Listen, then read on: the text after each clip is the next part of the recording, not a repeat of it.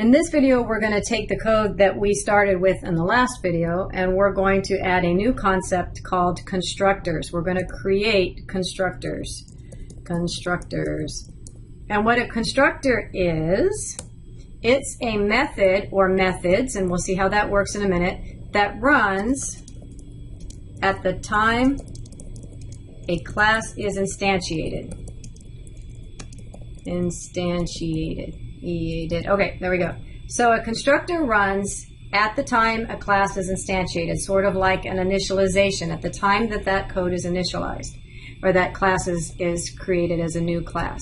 In other words, as soon as we wrote this code, we created a new instance of a dog class, a constructor would run. Well, we don't have a constructor that's created in our dog class, so what are you talking about? Well, let me just create a constructor and I'll show you. We'll just build on it. So in order to create a constructor, you're creating basically a method that has the same name as your class.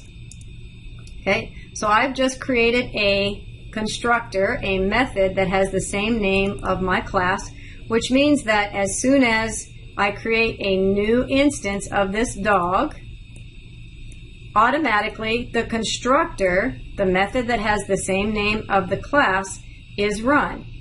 Now in this case, there's nothing happening in this code, in this method. And by default then, behind the scenes, if I don't have a class, constructor defined, by default, we have what's called a no arg constructor that's run behind the scenes that we don't have to worry about. So if I don't declare a constructor in my class, automatically this method is run behind the scenes. In other words, here's a method that doesn't really do anything. It's not receiving any arguments, or it's not set up with any parameters. And so behind the scenes, I can create an instance of this dog without having to know any of these values. Okay? So and let's just keep expanding on that. Okay, so now I have this default constructor automatically running, but I'm seeing it visually. Okay, I'll keep expanding on that. Remember when we did overload methods?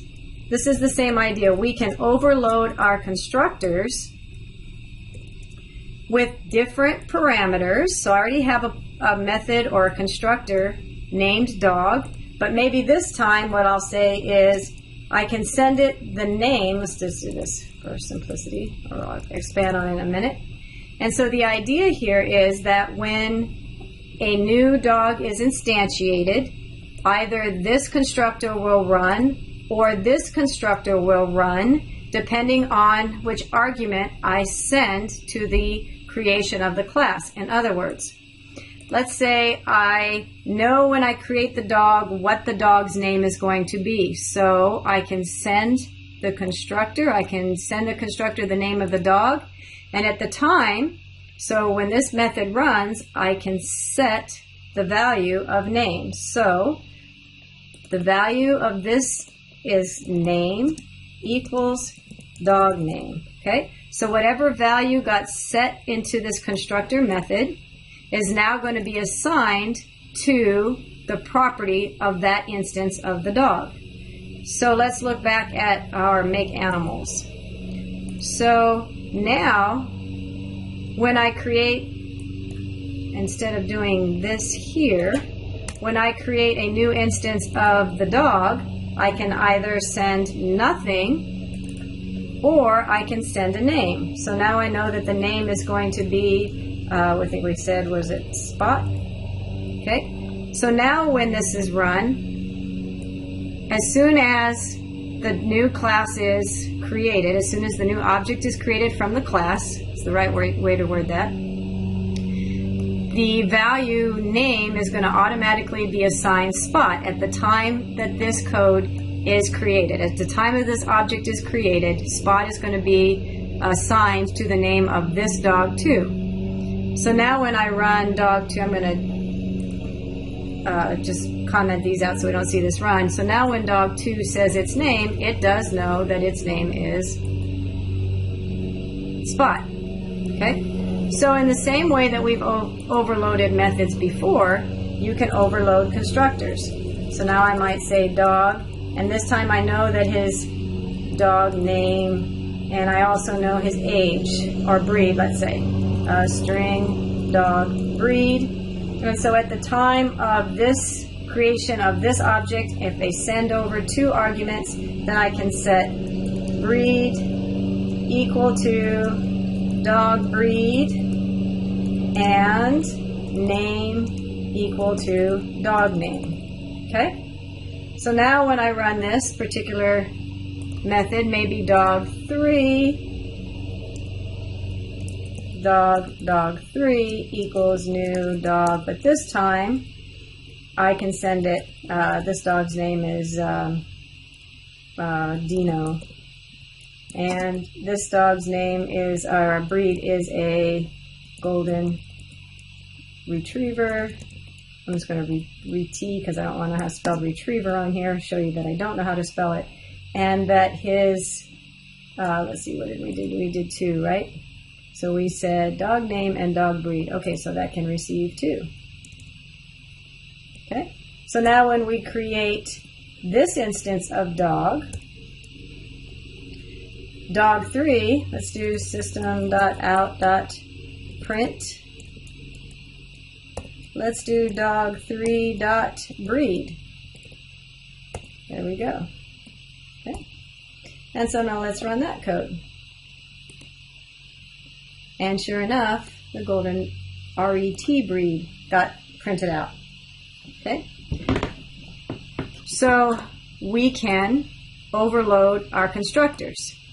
Maybe at the time of creating a dog object, I don't want the user that's using my code or using this code to create a dog that doesn't even have a name. It has to have at least a name, or a name and a breed. So if I want that to be the case, then I can delete this default constructor. And now because I have other constructors defined, now I can no longer make an instance of a dog without at least sending a minimum of the name over. So I've now eliminated the ability for the user to create this one, for example. So now this is no longer valid because I can't create a dog without sending over at least a name.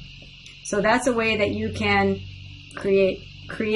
force somebody to initialize values at the time that you create an object.